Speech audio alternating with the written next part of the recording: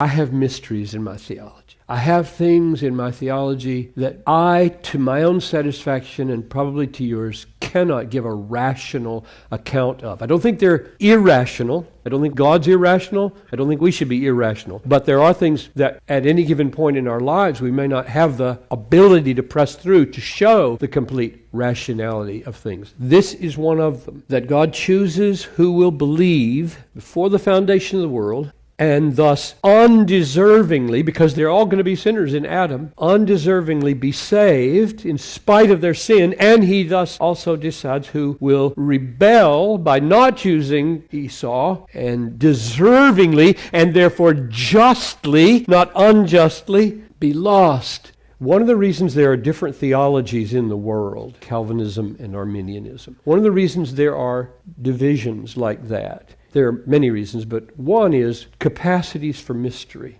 I remember being in seminary and being told, you Calvinists are just logic choppers. You're so precise, you're so rational, you just try to force God into your boxes. And I would listen, because I went to seminary as a non-Calvinist. I went to seminary as a flaming free-willer.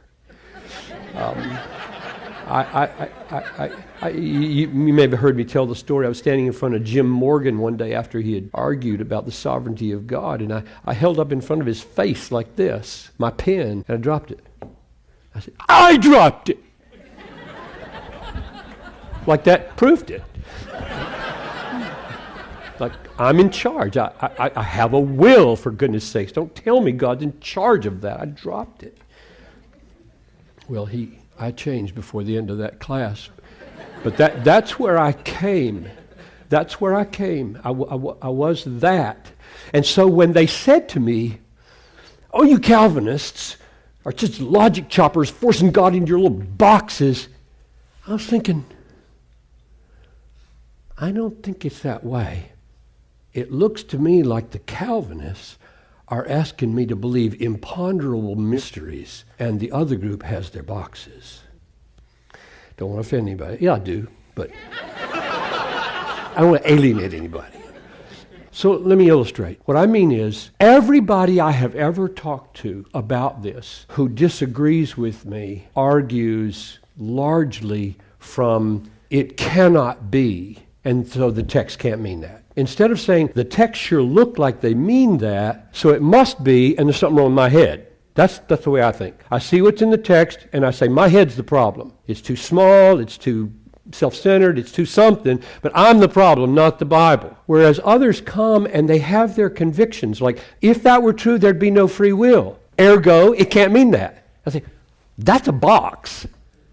That's squeezing God in your free will box. It's never been my experience that the Calvinists are the logic choppers and the box fitters. It's that the Calvinists seem to be the people who see text and say, I don't get it, but there it is.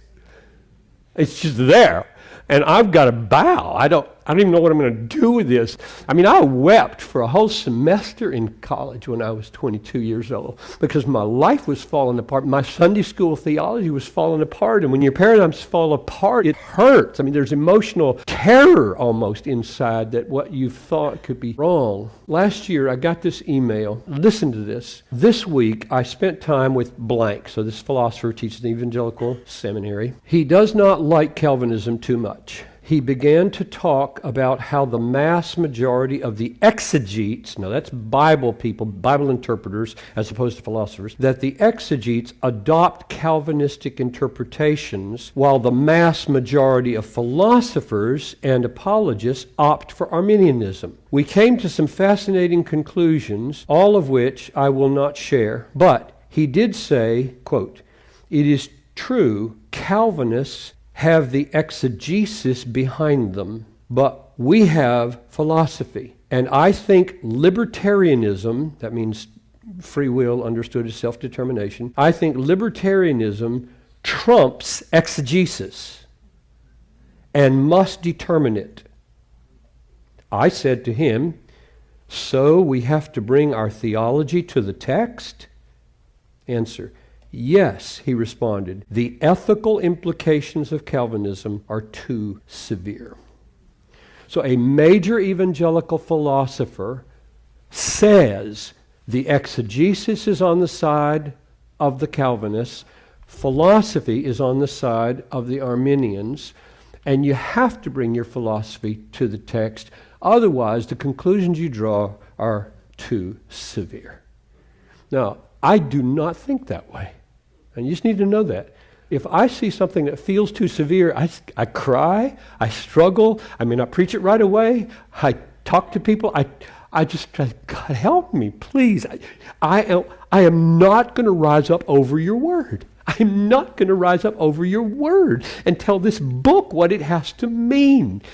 I mean, that's what liberals have done forever.